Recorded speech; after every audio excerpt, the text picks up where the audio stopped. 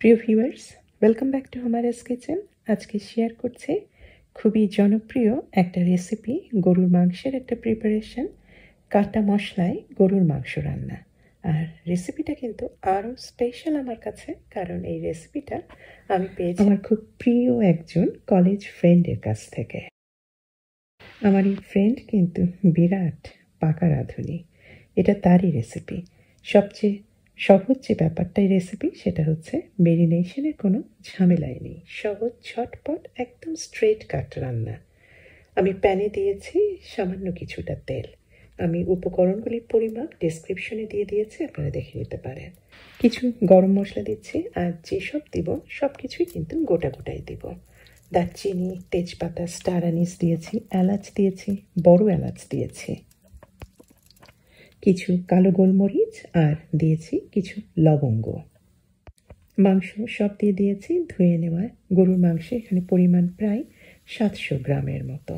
আর তারপরে আবার সেই সমস্ত গোটা গোটাই দিয়েছি বেশ 7-8টার মতো রসুন কোয়া, একটা বড় সাইজের পেঁয়াজ, আর দিয়েছি 1 টেবিল চামচের মতো আদা পেস্ট, ধনে গুঁড়া, আর দিয়েছি কয়েকটা শুকনা লাল মরিচ, কিছুটা দিয়েছি টক দই। টক দইয়ের বদলে আপনারা সিরকা 1 টেবিল চামচের মতো ব্যবহার করতে পারেন।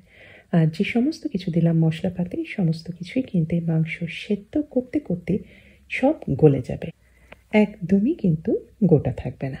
আর নাড়তে নাড়তেই দিয়ে দিয়েছি স্বাদ অনুযায়ী লবণ, যাতে মাংস থেকে পানিটা ছেড়ে দেয়। কিছুটা গরম পানি দিয়ে দিয়েছি। এখন এভাবেই মাংস সেদ্ধ করব মিডিয়াম হিটে প্রায় ঘন্টা খানেকের মতো। আমার বান্ধবী এই স্পেশাল রান্নাটার খুব স্পেশাল দিকটাই হচ্ছে কাটা মশলায় মাংস রান্নার জন্য মেরিনেট করে 1 দিন 2 দিন বা 3 দিনের মতো নর্মাল ফ্রিজে রাখার কোনো দরকার নেই।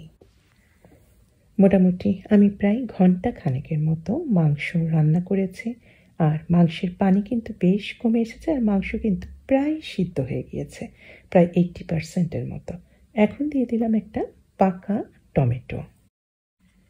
টমেটো দিয়েও এখন আমি জাস্ট ঢেকে নেড়ে চেড়ে এই মাংসটা ভুনে নেব। ভুনতে ভুনতেও কিন্তু টমেটো থেকেও যে পানিটা বার হয়েছে, সেই পানিতেও কিন্তু এই মাংসটা একটা স্বাদটা কিন্তু খুব বেড়ে যাচ্ছে। আর টমেটো দেওয়ার ফলে মাংসে রান্নার যে রঙটা, সেটাও কিন্তু কিছুটা লালচে রঙের হবে। আরও প্রায় 15-20 মিনিটের মতো রান্না হয়ে গিয়েছে। মাংস বলতে গেলে 90% থেকে 95% সেদ্ধ হয়ে গিয়েছে। এই পর্যায়ে আমি গোটা মশলাগুলি, তেজপাতা, দারচিনি, যেগুলি আমার চোখে পড়ছে সব উঠিয়ে নিচ্ছি। এগুলির কাজ হয়ে গিয়েছে। মাংসটার পানি বেশ কমে এসেছে, আমি কিছুটা গরম পানি দিয়ে দিলাম। মোটামুটি প্রায় 1.5 ঘন্টার মতো রান্না হয়ে গিয়েছে, মাংস সম্পূর্ণ সেদ্ধ হয়ে গিয়েছে। একটু অন্য রকমের রান্না। এই মাংস রান্নায় এখন একটা বাগার দিতে হবে। আমি মাংসগুলি জাস্ট আমি অন্য একটা বাটিতে তুলে নিয়ে আমি ওই প্যানেই দিয়ে দিলাম কিছু পরিমাণে তেল। এটা নর্মাল তেল দিয়েছে, তার মধ্যে দিয়ে দিলাম ঘি। ইচ্ছা করলে সম্পূর্ণ ঘি দিয়ে বা মাখন দিয়েও করতে পারে। আর কিছু দিয়েছি পেঁয়াজ স্লাইস করে, এটাই আমি বেশ ব্রাউন করে ভেজে নিচ্ছি। পেঁয়াজগুলি এখন বেশ মিডিয়াম হিটে রেখে ব্রাউন করে ভেজে নিচ্ছি। সাথে কিছু দিয়ে দিয়েছি শুকনা লাল মরিচ। এখন যে সমস্ত মশলাপাতি দেব একদম রান্নার শেষে দেওয়া হচ্ছে, ফলে কিন্তু এই মশলাগুলি একদম গোটা গোটা থাকবে। বেশ রংটা চলে এসেছে পেঁয়াজের। এখন স্বাদ অনুযায়ী আমি দিয়েছি পাপরিকা। ইচ্ছা করলে আপনারা এখন শুকনা লাল মরিচের গুঁড়াও দিতে পারেন, ঝাল যদি আপনারা বেশি পছন্দ করেন। সেদ্ধ মাংস সব দিয়ে দিয়েছি। এখন দেব কিছু গোটা মশলা, কিছু রসুন কোয়া মোটা মোটা টুকরো করে দিয়েছি, কিছু আদার স্লাইস দিয়েছি পাতলা করে কেটে, আর দিয়েছি কিছু কাঁচামরিচ। আর এই উপকরণটা অবশ্যই দেওয়ার চেষ্টা করবেন, এটা সুগন্ধি লেবু অর্থাৎ কাগজি লেবুর কিছুটা রস দিয়েছি। একদম রান্নার শেষে দিয়েছি, খাওয়ার সময় লেবুর এই সুগন্ধটা আপনি পাবেন।